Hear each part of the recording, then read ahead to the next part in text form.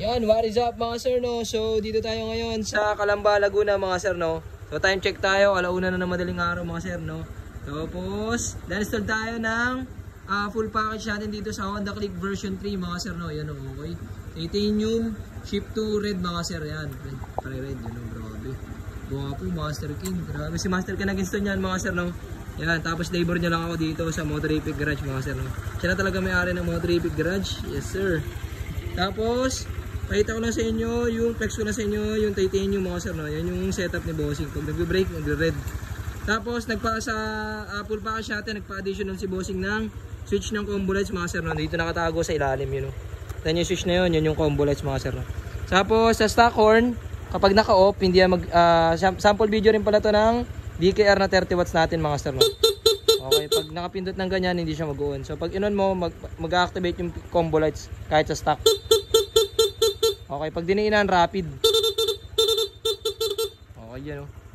Yes, sir. Tapos, explain ko na sa inyo yung function ng tie switch, mga sir, no? Ito yung passing light. Yan. Okay. Passing light, parang masasabihin mo na may kiraan ka, mga sir. Ito yung stock ng headlight, low beam, high beam. Okay, ganyan kadilim dito kala Bossing, yan, no? Tapos, ito yung hazard, mga sir, no? Pag nagpa-install ng tie switch or ng full package, meron ng hazard, mga sir. Yan, no? Papa ko ng hazard, pre. Yan. Tapos turn signal mga sir, no?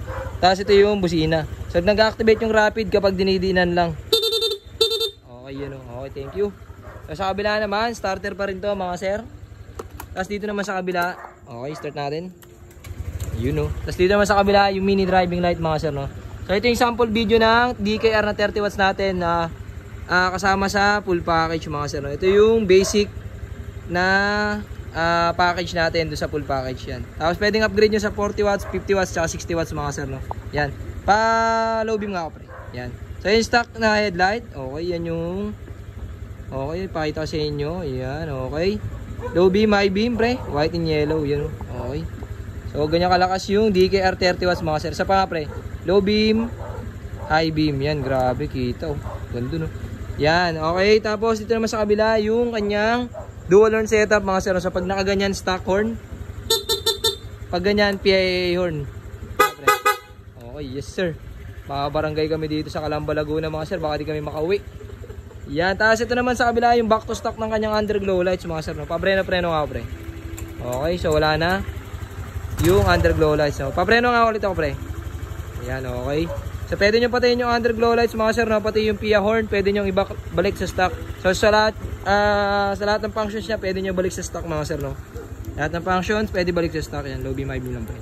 Hazard, yan, okay. So sa harapan mga sir, pakita ko sa inyo. Underglow lights muna ako pre.